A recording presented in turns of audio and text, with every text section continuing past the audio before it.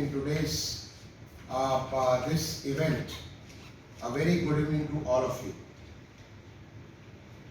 At the outset, let me first greet you you are in a beautiful city of the Sharm el-Sheikh, and you are running through this digital platform which has made the world so close. There was a concept of world as a family. The digital platform has brought us together, and we are connected at such a distance in such a fantastic manner where we can converse with each other and share ideas on such an important topic as the environment protection and conservation. Well, Honorable Minister has shared various aspects which our state is doing for protection and conservation of environment. My state is the most populous state of the country with a population of nearly 240 million, which is equivalent to, if you take in terms of the country, maybe we were the 6th largest country if we were a country. We are such a large state. Area-wise also this has got a large span. The state has been moving, primarily it used to be a agrarian state where there is a large number of the population depends on agriculture. But over last few years there have been change as the change in the whole country. There is a lot of focus on the manufacturing, on the service sector, on the various other things of the people from, going up the strata. When the people are going up the strata, their consumption is also going to change. And there, in all kinds of development, the state has focused on a sustainable development. That's our, the Honorable Prime Minister has given a commitment before the world community in the प-26 for a zero emission by the year 2070. And we are making all-out efforts through the various measures on moving towards that direction. Recently, last year, a program was launched by the Honorable Prime Minister. This is a Amrut Sarovar, a ponds of nectar. This water is so important, and this program has worked so well in my state.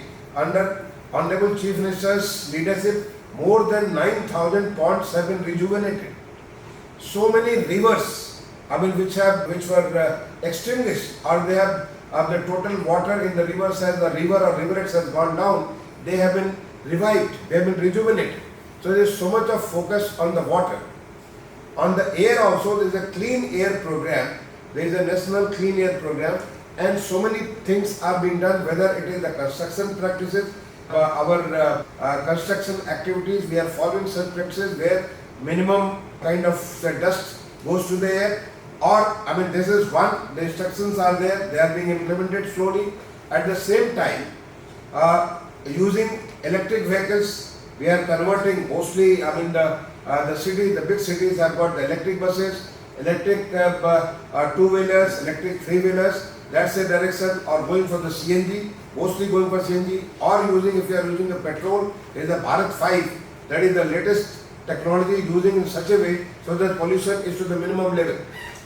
We are also taking care that such measures through which the farmers do not have to burn their residues, but they are consumed either for converting into some kind of a manure, or it is consumed right in the field, or it is being consumed for biofuel. In fact, the state government of Uttar Pradesh has recently come up with a biofuel policy through which we are able to consume these residues to convert them into the biofuel. We are coming with this is nationwide, especially in my state.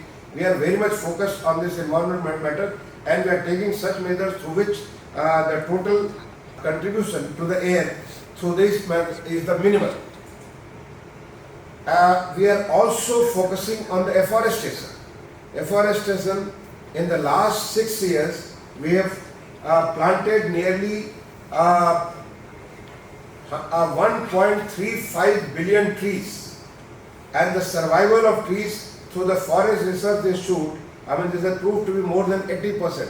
There is a huge addition to the forest cover in the state of Uttar Pradesh, and we have taken on us that every year we are going to plant nearly or over 3.5 million trees every year. So that's the target which we are keeping. So with this, we will be creating large amount of the forest, a large green cover. Recently, this farm forestry, that's also going to be pushed in a big way, so that we are able to increase the green cover.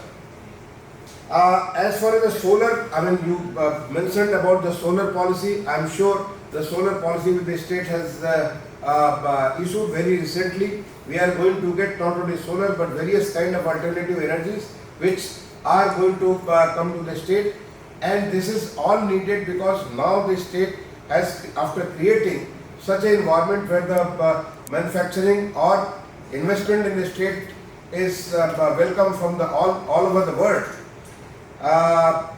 We have focused so much on the infrastructure like expressways, on the railhead, on the metro system, on the airports, on the water transport. All these things have improved, and that is getting so much of investment for the various manufacturing units. There is a large manufacturing parks which are being planned in the state, and for that we are making sure that we take such measures so that there is environmentally it is all sustainable. We move for a sustainable development, and for that the target of the SDG, the kind of various programs which the government of India has launched and the way state government is proceeding, whether it's providing housing for everybody, by making every city clean, making every city water secure, or taking such measures so that the state is able to address a sustainable development path. And in this field, in this ground, I mean, I think very recently the Honorable Prime Minister has launched this lifestyle, the lifestyle for environment, LIFE. This is, I think I see here also that is there, lifestyle for the environment, where it is a part of our Indian life. I mean, this is, if we follow such kind of practices, there is a reduce, reuse and recycle, the circular economy, then we will be able to contribute better to the environment. This has been very aptly put as by our Mahatma Gandhi, the father of the nation, as we are all trustee of the environment. We have to be, I mean, we have to pass on the environment, a better environment of our future. In fact, very aptly put, what Gandhi has said, world has enough for everyone's need, but not for everyone's greed. So our consumption level has to reduce. Our consumption level has to be optimal so that we produce minimum to the, minimum damage to the environment, and whatever is greenhouse gases are there, they are sequences through our such measures like afforestation or improving the water cover through our Amrit Sarovar, or rejuvenating our river, rivulets, etc. So that is what our state is doing. So with this, I wish all of you a very good discussion in the next 1.5 hours, and I'm sure with this प-27 which is happening at Sharmal Sheikh, there will be a lot of commitment from the developed world, because we need their assistance in terms of the technology, we need their assistance in terms of the funding, so that we are able to, because we are moving very fast, we have to cover a long distance in terms of development, and their environment, which is everybody is concerned, we should be able to address with their assistance. I wish you all the very best for today's this 1.5 hour deliberation. Thank you.